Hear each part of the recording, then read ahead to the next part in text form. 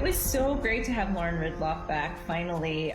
We've been planning for a long time to bring her back in this episode, and we'd sort of like shaped the story, and we wanted to give her like a big re-entry into the show. We loved having Kevin Carroll back as Virgil, and I think what was important for us was to show that Virgil was affected by meeting Michonne, and I think he had to suppress some of his heart to kind of like get through the death of his family. And he sort of made that decision to try stepping out and finding society again. Of course, he found everything was just abandoned because our people were fleeing the Whisperers. But fortunately, he comes across Connie, and I think he feels like he wants to do better in the world. And so there's a real selflessness that you see in Virgil here. He has some skills, you know, and when Connie's about to be attacked, like, he gets her out of the way and takes the brunt of that, even though it means he gets injured pretty badly. And I think we're starting to see probably who he truly is at the core.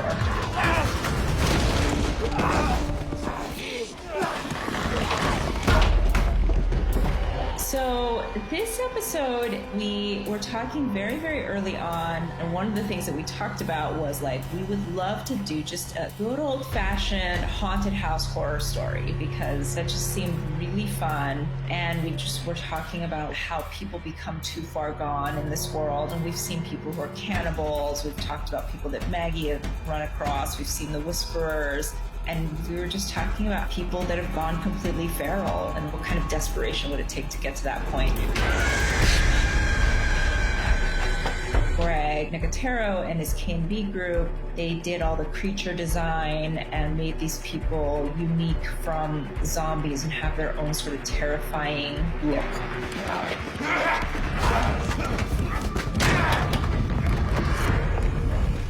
There's that set deck where you see the pictures on the walls and the eyes are scratched up.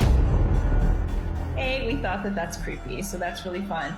But in the backstory of it, we actually do think that those are pictures of relatives or even some of the people who became ferals and are living in that house. And as they sort of descended into a much more feral state, they just started destroying the vestiges of their humanity. So we totally had a story reason why we did that, but at the same time, we also thought it just looked like super weird and creepy. One of the things that was interesting for us in doing this episode was just picking which point of view that you're in. For the average viewer, you're just going to assume that the default is being like a hearing viewer. And I think it's interesting to sometimes kind of flip that, because they are experiencing the same events in slightly different ways. It became really interesting to go like, maybe we play the sound to him in his point of view, but you don't play it when we're in her point of view. To me, the best horror, it really is like you're touching on the entire range of human emotion and the human experience. And I think that like she just captured all of that so seemingly effortlessly. I know she puts in a lot of work into her craft and what she does, but she brings so much nuance to these little moments, and just she's so expressive. I think she's kind of the perfect horror movie star in this.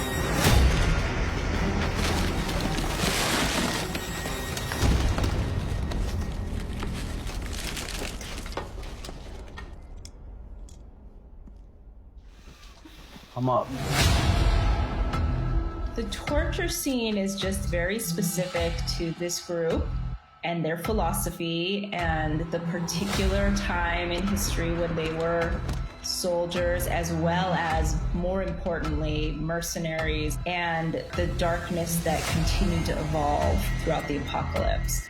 We've seen Daryl in scenes where he's had to torture people before, but certainly not to this extent, and certainly not against somebody that he considers an ally and that he likes. And I think that what the show does is put our characters into situations where they are just in the worst possible things that they can imagine, like they're living nightmares.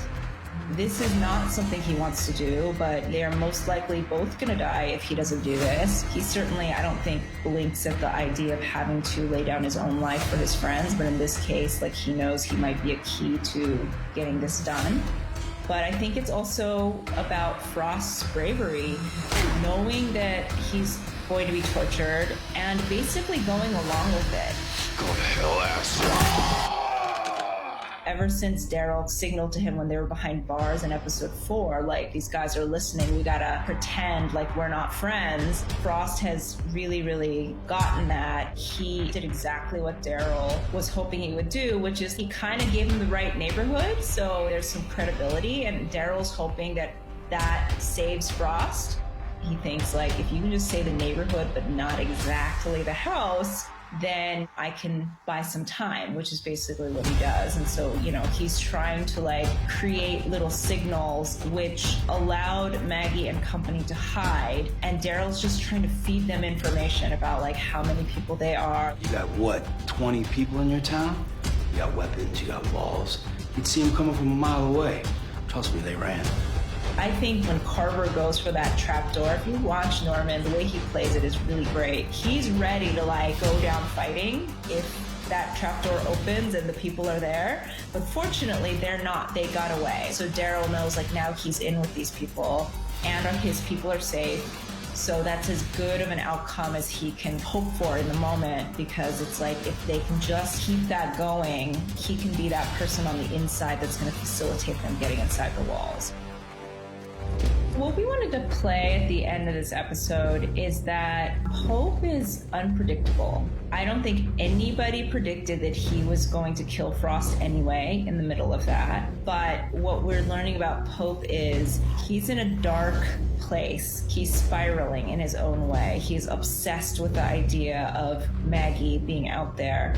And so in some ways he's messing with Daryl's head too. You know, he's kind of like making his own moves. Him going off and talking and laughing with Carver is completely designed to create paranoia in Leah and in Daryl. It doesn't even matter what he's saying. This is more about who Pope is as a person right now and the questions that's raising in Leah and the potential openings that Daryl is starting to see in how he can work the situation.